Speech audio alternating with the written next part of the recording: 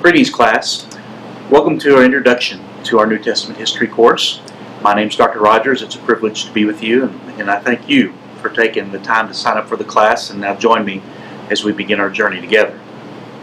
As we look at some of the study of the New Testament and not just the spiritual nature of the book, but the history and the pulling together of the information within that book, what we can know historically about the text, I want to encourage you to consider where you are starting on your journey. And as you look in your class notes, that'll be the first element of our discussion in class. So what are your presuppositions? What are the foundational thoughts and philosophies that you bring to the course? If you enter into the course with presuppositions that will allow for the miraculous or believe in the miraculous, believe in the spiritual nature of the world that we live in, you believe that Jesus is both God and man, if you have no problem that the teachings of Jesus are authentic and from His mouth, the words that He said, then you will have no difficulty in accepting the Bible in terms of its testimony, and you won't have any problem in discussing its reality. But I understand that many of you are not sure, or maybe you're entering this class to get more proof, or maybe you're in this class because you absolutely have to take it for credit, but you don't care one bit about it, and really it doesn't connect with you on any kind of level in terms of your intellect or in terms of your desires in life. While I'm sympathetic to the difficulty that comes with that, we have to teach it, you have to at least attend the class, and I hope that there's some learning taking place as well. So as we journey on this adventure together, just everyone needs to realize that your presuppositions, whether you believe in the miraculous or not, whether you believe in the spiritual or not, whether you believe in the divine nature of the human Jesus or not, all of these things impact where we go. They impact our discussion. So one of the keys to having a good class is knowing yourself. What are your presuppositions? Where do you start? And then listening to your fellow students as they begin to speak, you'll be able to understand where they're coming from as well. And the goal here is not to undermine anybody's basic belief as they enter the class, but we're going to set some information out on the table, and the goal is for you to look over it and, to the best of your ability, work through that information, digest it, and come to some firm conclusions for yourself on what you believe about these New Testament books and what value they have. I think for all of us, regardless of our presuppositions, we can find value. And my goal as your professor is to help you find the most value that is in here for you. And if you're a faith-based person, then we're going to find a lot of faith-based things in here. But if you're historically based or if you're factually based, we'll do our best to present as much as we can in terms of history and facts, elements to this class that will help you, if nothing else, help you to think through the process of what it means to take ancient texts and bring them up to speed in the modern world so that they have value for us and can continue to impact our culture in positive ways. So with that in mind, be aware of who you are in this discussion, and I hope each one of us, from our starting point, wherever that is, I hope that we grow steps in our process of becoming more the person that we long to be, and the reason why we signed up for the university in the first place. Having said that, you need to know that my presuppositions are going to be religious in nature. I teach for a religious institution. Wayland Baptist affirms Baptist faith and message and belief. And so you just need to know that I do believe in the miraculous, I do believe in the divine nature of Jesus Christ and His human nature, and I believe that they are balanced, and I also believe that they are very evident in our story. I believe the basic validity of the story that comes to us through the Scripture, that it's been handed to us carefully, that it's been handed to us intentionally, and that overall there's a spiritual element to what we have there that is above and beyond human power and perhaps even sometimes human understanding. And so again, these are some things that I hold, and you're going to find, I hope, my comments to be faith affirming. And again, I'm not going to try to change your faith, but you need to understand that my comments will be faith based. That's my presupposition. I want to be upfront about that, but I also understand those of you who do not share the exact faith that I do. And all we need to be is open and honest, and I want to encourage kind discussion as we go through our process, as we deal with a diverse group of people here in our class. So welcome to each one of you, and I look forward to our journey together. As you look at this week, I want you to keep some things in mind. Again, our textbook is the NIV Bible, so as you look at that Bible, make sure you read it and check out the background information in there as well. If I've asked for some to have another text, then look at that text as well. But if it just says Bible in the syllabus, then that's what we'll be focusing on. And then my notes are going to be very valuable for us because they're going to provide a system of background information for you that will help catch you up on historical aspects of the text that you're reading. So as you look in the notes for Lecture 1 this week, there's some key issues that we need to address. The first issue is that of the canon of the New Testament. And again, we're not talking about a canon like a big gun, but we're talking about a canon that means rule. All right? So when we talk about a rule, or we're talking about a standard that is met. So a canon of books is the standard, the top, the highest of the books that reveal the truth or reveal the information that we feel captures the essence of the truth that we want to present. So for the canon of the New Testament, we're talking about the highest level of writings that present the truth that needs to be presented. And for our canon, as presented in the Bible that we're using, it's the 27 books of the New Testament, 4 Gospels, 1 historical book of Acts, Pauline epistles, 13 of those, general epistles, 8 of those, and then 1 book of prophecy, the book of Revelation at the very end. Our goal is to walk through each of these and give you some historical background on each, try to discuss the authorship and the purpose of each, and kind of give you a feel for where each of these books are coming from, so that as you take the time to read them and try to gain benefit from them, you can have a better idea of the process that was captured in developing them, and then the reliability of these documents as they come to us, and then the value of each letter as we read it. So keep in mind this canon. For me, the discussion is, why can we have confidence in these books? Because there's much debate about the character of the New Testament, how it was come to us, how can we trust this process? And so in my notes, I've detailed some elements that help me personally have confidence that the 27 books of the New Testament that were written around the time of Jesus, 30 to 100 AD, and again, when I say around the time of Jesus, they were all written after his death and resurrection, according to the story. And so all these books written within one generation of his life, what is the value of these, and how can we trust that they have truly come to us? So there's a discussion on the canon dealing with the issues of why we can trust. And there's 3 key ideas I think that you will need to grab onto here. The first key idea is found in this idea of inspiration, and we need to know, what do we mean by inspiration? If we say that the Bible itself is inspired by God, a spiritual being, and in fact are personally and intentionally given to us as truth, what do we mean by inspiration? Did he tell them exactly what to write? Did they listen and word for word, comma for comma, period for period, write down exactly what he wrote? Or did they just have general spiritual guidance in their lives, and then as they wrote, the ideas that were put there formed into something that was really good and beneficial to us? Or is there something in between where there's divine intentionality and yet human belief and character involved as well, some mixture of the divine and human element within the writing itself? Well, these are questions of inspiration. Note how this discussion goes in the notes, and I think you'll find it interesting to see where you land on this idea of inspiration. The second key thing that we need to talk about is the development of the canon itself, and really the value of how this canon came to be. And so there's a slide on the creation of the canon of the New Testament. And as you look through these notes, there's a question about why did there need to be a canon? And really, then we just need to talk briefly about why they wrote these stories down anyway, and what value there would be to have them, because most of the things in this culture were oral in nature. They heard it first, and then they memorized it, because most people didn't know how to read or write. And yet there was some motivation to write it down.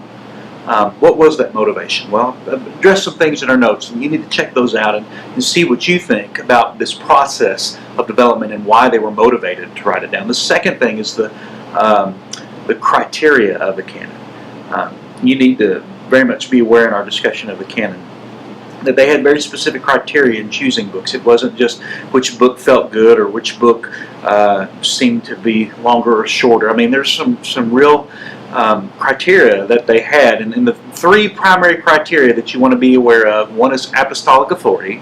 Was the writing written by an apostle or directly related to an apostle? For example, we know that in our 4 Gospels, Matthew, Mark, Luke, and John, Mark and Luke are never mentioned among the 12 apostles, and yet we see historical traditions that relate Mark's gospel to the apostle Peter and Luke's gospel to the apostle Paul. And so both of these gospels have a direct connection in the tradition of the Christian church to one who is named as one of the 12 apostles. And of course Matthew and John are considered to be part of those apostles. So all four gospels are directly related to apostles and their eyewitness testimony. So as we look at each book, it's important that we see that apostolic authority was a part of this process. And books that eventually fell out of favor were determined to have been written too late or never were written by someone who had actually walked with Jesus, seen him with their own eyes, and had been taught by him on some level. Now, the second criteria is that of orthodoxy. Now, orthodoxy means right teaching, and so every element of the teachings within the book it's a part of the gathering of these books together was that they had the right understanding of who Jesus was. Now, there's great debate about whether this should have been an authentic part of the canonical process or not. Of course, we weren't there. We had really no say in it. It's been handed down to us, and either you trust the judgment of those who did, or you do not trust their judgment. You trust the process that the Spirit was in, or you don't trust that spiritual process as it comes to us. But orthodoxy, or doctrine, teaching, was an important part of the books, and if the books matched a very high level of teaching about the character of Jesus, the identity of God, and other various doctrines, then that book was accepted. And again, they narrowed it way down from over 200 and 300 documents that were mentioned at some point as being favorable in churches down to 27 that really captured the essence of what the church affirmed at that time as the truth. The final is Catholicity. The word Catholic refers to something that's widespread or universal. And so if something is geographically accepted in Rome, in North Africa, in Palestine, and in Syria, in Asia Minor, and all of these areas around the Mediterranean where the Christian religion grew up, if all these areas affirmed the testimony of a book, then the church as a whole began to accept it, and they began to trade or share the writings that they had. And so we see early on that some Gospels gained favor in certain areas, but by the time the canon was being made around 375 AD, but they finally really began to solidify their formal thoughts over a wide geography in terms of the canon, we see that the selection of these books was shared and participated, and eventually these 27 became acceptable to all these churches, and they voted and agreed to receive them, and we have kept this canon intact since this time. So again, these criteria, apostolic authority, doctrine or orthodoxy, and Catholicity or general geographic consent kind of guided the process of bringing our books together. Now, I realize that there are some who view the canon as open, and there are some who view the canon as closed. Let me just briefly address this. Many of you in our class believe the canon is closed, that there will be no more books added to the New Testament. We see some verses mentioned in the Bible which indicate that there should not be any more verses added to the New Testament. And yet, we know that there are many religions today, maybe some of you in the class, who view the canon as more open, that there is revelation from the Spirit that still is as not just as powerful, but as authentic, and thus should be written down as authority in addition to the 27 books we have. Now, this is not the view of our university. It's not my view as the professor, but I realize there are some of you that have an idea of an open canon. So perhaps part of our discussion can be why we think the canon should be open or the canon should be closed. But as you see in our criteria, the three criteria that we've accepted, that the standard for our university is that the canon is closed, and that the criteria that's been selected has already been selected for the books that we need. So this discussion of canon, I think, can be very interesting. It certainly is a historical process that we can evaluate, and our discussion board will focus on this. So go ahead and read up a little bit, find out some information that kind of helps you focus on it, and then let's see where our discussion takes us as we move forward this week. Also, as you begin to look through the notes, I just want you to note some of the key peoples and their contributions to the Jewish culture. Note the impact of Babylon and Persia. Note some of the significant things that happened in that history and some of the key developments that happened in Judaism. Because after the exile, after the people had been brought back to Israel, and 500 years before Jesus was born, there was a restoration process that had to take place. And through the Babylonian captivity and then the Persian deliverance of the people and sending them back to Palestine, we see that there were some major developments in Judaism that include an emphasis on the law, the adoption of a new style calendar from Babylon. They were more nationalistic. If you weren't Jewish, you didn't belong, and this led to some issues locally, including their division from a group called the Samaritans, who the Jews considered to be half-breeds or mixed marriages in their land. And so the Samaritans and the Jewish people were divided at this point. And we see that from this point on, for many, many years, the Jewish people were simply a non-player politically. They had no power whatsoever, and so they were just watchers in the world around them. We also see something called the diaspora. Just make note of this little phrase, diaspora. This means the spreading out or the sending out of people. We see that Jewish folks from this point forward lived in many, many major cities that had nothing to do with Jerusalem. And so there are Jewish speakers, there are Jewish readers, there are Jewish copies of the Old Testament starting to find themselves all over the world, including Babylon and including Egypt. And pretty soon we would see major settlements occur in Rome and in Asia Minor as well, so that by the time Jesus came, there would be major Jewish settlements all over the region. And this began under Babylon and Persia. Take note to look over some of the other key developments during this time, and note the listing that's there. It's very valuable. It will be on the test, so make sure you note that.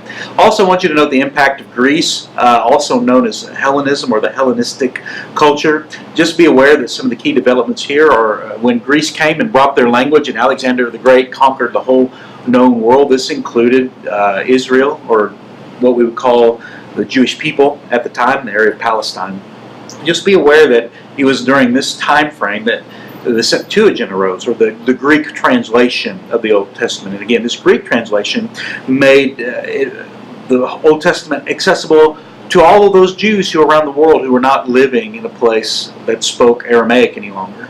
They spoke Greek and they couldn't read the Old Testament. They couldn't read the Hebrew of their parents and few past generations. And so the development of a Greek Septuagint or Old Testament was very valuable to the people and to the Jewish people who had been dispersed throughout the world. Also notice that we see this idea of syncretism. Just make note of that word. Syncretism is when two things come together to form a new thing. And we see in Jewish culture that there is a great movement of syncretism with Hellenism, which is a very invasive culture, a lot like American culture today or Western culture today.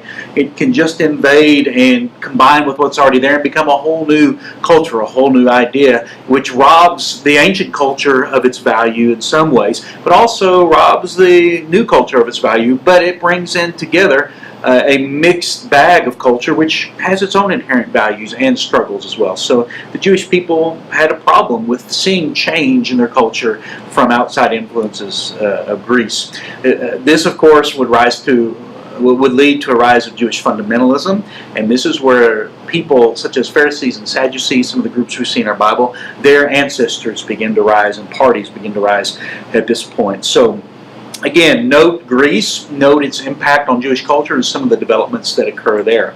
Note the Hasmonean Dynasty. I just briefly want to note that this was a point in Judaism where the Jews actually had earned their own political freedom, and we see that their revolt against the Greek leaders eventually led to their freedom. And what they did with that freedom and what future developments came that we would recognize in Scripture, please make note of those as you look and read the class notes that I provided. And then the impact of Rome from 63 BC on into the New Testament time. It was the Roman Empire that ruled the known world. And so Rome had a great impact in many ways, including hard-fought peace, many Roman laws that governed the land and brought peace and also structure to the world, and then roads for travel. And it's very interesting to see how Rome provided a structure wherein the Greek culture could thrive, and in which everybody who was alive at this time found impact in this moment. And so it was within these developments that we find what we would call first century Judaism, which is much different than the world that we live in. So as you consider what Jews look like in the first century, remember Jesus was a Jew. Paul was a Jew. The authors of our books, many of them were Jewish. And so their culture is influenced by all these factors, and the images that I've laid out for you in the notes will help you understand and see what the Jewish people looked like and what they brought to the table as they witnessed Jesus and began to write down these events. And so it impacts how we read the book. And we need to keep in mind that we're reading Jewish people from 2,000 years ago and not modern day authors. So their culture impacts it, their emphasis impacts it, it's their point of view. So keep in mind their emphasis on the Torah, their emphasis on monotheism, their emphasis on circumcision, their emphasis on the temple, and their emphasis on the synagogue and the land where they lived. And be aware that these are very important elements to the Jewish people and to Jesus himself, who lived as a Jew among them.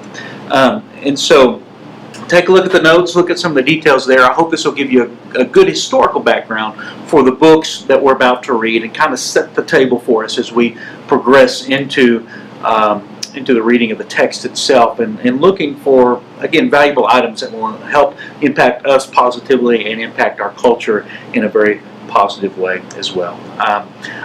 Just one last thought before I let you go. It is fascinating to me to see the development of 500 years in Judaism, and to note that as each stage came forward, we see development in a culture, and we see all this development taking place under the rule of many different empires with different thoughts. But when all these things came together, and when the peace of Rome was established, violently it was established, but still established, and the roads and the travel became very possible, there was a window of opportunity for about 100 years for a religion to be started, a message to be gotten out from a small place like Jerusalem, and to have gone from Jerusalem to Rome itself and everywhere in between in such a fashion that it thrived and traveled well and moved and grew to the point that within one generation, a belief system in Jerusalem became known all over the Roman Empire. It's amazing to me to think about how that happened, and I find it very hard to believe it is just coincidence. It seems like to me that many of these historical elements, even though they may seem random at times, when you look at the big picture and them all coming together, it's fascinating for me to see that perhaps a design or an intent behind it. Now, you have your own lenses to interpret that. You may not see the same intent that I do, but it certainly is ironic at the very least that all these elements could come together and a religion could just spring out of nowhere to become the dominant force in culture for over 2,000 years and still moving forward, potentially to dominate longer. So I throw that information out to you. Consider your reading, think through some of these things, and let's meet online and tell me, as we do our discussion board, what you think about some of the processes we've discussed. It's a privilege to have you in class. I'll see you.